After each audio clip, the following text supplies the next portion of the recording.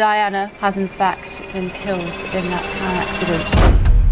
In a shocking twist, the royal family has dropped a bombshell that could shake centuries-old traditions. Whispers are already swirling around Buckingham Palace as insiders tease a once-in-a-lifetime revelation that nobody saw coming. Could this monumental development rewrite royal protocols and forever alter the course of the monarchy? Join us as we dive into the intrigue surrounding this historic announcement. Princess Diana's Letter and Secrets. A jaw-dropping revelation from Buckingham Palace has left royal watchers reeling. The rediscovery of a letter from Princess Diana herself. Buried for decades and now thrust into the spotlight, it hints at a clandestine secret that could challenge the very pillars of royal tradition. While full details remain obscured, sources claim that this remarkable document touches on Diana's deepest fears, her relentless emotional struggles, and anxieties about powerful figures who might have targeted her. With the royal family's surprise disclosure, people everywhere are once again scrutinizing Diana's life through a brand new lens. Even during her lifetime, Diana's personal letters were known for their raw honesty. Cartons of private notes once kept under lock and key now appear to confirm the intensity of her anguish and her suspicion that she was at risk. In the months before her tragic death, Diana openly worried about being subjected to a staged car crash, maintaining that such an incident might be orchestrated by those threatened by her activism and relentless media presence. Deemed paranoid by some and prophetic by others, these fears echoed through her final days, cutting a stark contrast to her graceful public persona. Shadows of these revelations first surfaced when her trusted butler, Paul Burrell, faced legal obstacles for safeguarding Diana's belongings. Although he was accused of theft, Queen Elizabeth II's intervention clarified that he had, in fact, been entrusted with many of Diana's personal effects, including letters. Some believe that the newly revealed letter may substantiate Diana's dread of sinister plots designed to silence her. It's no wonder that the royal family's recent announcement has ignited a flurry of speculation, inspiring questions about what else might be hidden behind palace walls. Meanwhile, Diana's humanitarian legacy resonates more powerfully than ever. The same woman who braved minefields in Angola and shattered prejudices surrounding HIV/AIDS was, behind the scenes, wrestling with heartbreak, fear, and betrayal. These latest documents suggest that she harbored confidences so sensitive that, if exposed earlier, they could have shaken the monarchy to its foundation. Now, with the royal family's surprising public acknowledgement of this mysterious letter, the world is eager to see if its contents will validate long-swirling conspiracy theories or simply add another tragic layer to Diana's story. Diana and Charles's relationship. In a stunning development, the royal family just announced a shocking discovery linked to Princess Diana, one that has reignited fascination with her complicated marriage to Prince Charles. After years of speculation and rumors, the new information has people revisiting every detail of their relationship, from its fairy tale beginning to the heartbreak that ultimately defined it. Diana Spencer met Charles through her older sister, Lady Sarah Spencer, in the late 1970s. At the time, Charles was fresh from a brief courtship with Sarah, which ended amid candid remarks about not wishing to marry him. Little did anyone suspect that this chance introduction would blossom into one of the most famous romances in royal history. Despite being just 19 when their relationship began, Diana quickly discovered the challenges of loving a man still ensnared by the memory of his ex-girlfriend, Camilla Parker Bowles. Her private world soon filled with doubts. In one television interview, Charles's response to whether he truly loved Diana, whatever love means, only deepened her unease and sense of insecurity. On July 29, 1981, their wedding at St. Paul's Cathedral dazzled a global audience of over 750 million. Yet beneath the veil of jubilation, Diana sensed an emotional distance between them. She suspected that Camilla lingered in Charles's heart. Over time, these feelings hardened into despair, particularly once they were married, and Diana realized how real that emotional bond remained. The strains within their marriage didn't stay hidden for long. Diana, feeling increasingly lonely and overlooked, shockingly threw herself down the stairs while pregnant, desperate for Charles's attention. His lukewarm response to her distress left her feeling more isolated than ever. That sense of betrayal intensified when Diana came to believe that there were 3 of us in the marriage. Learning to navigate her royal duties offered some respite. Diana's warmth endeared her to millions worldwide, who admired her compassion for the sick and vulnerable. Yet even as she won hearts through her humanitarian work, she battled emotional turmoil behind palace walls. Her BBC Panorama interview in 1995 made it plain she felt alone, overshadowed, and anxious about Camilla's unspoken role in Charles's Charles's life. While the fairy tale ceremony had promised happily ever after, reality brought heartbreak. By 1992, Diana and Charles separated, officially divorcing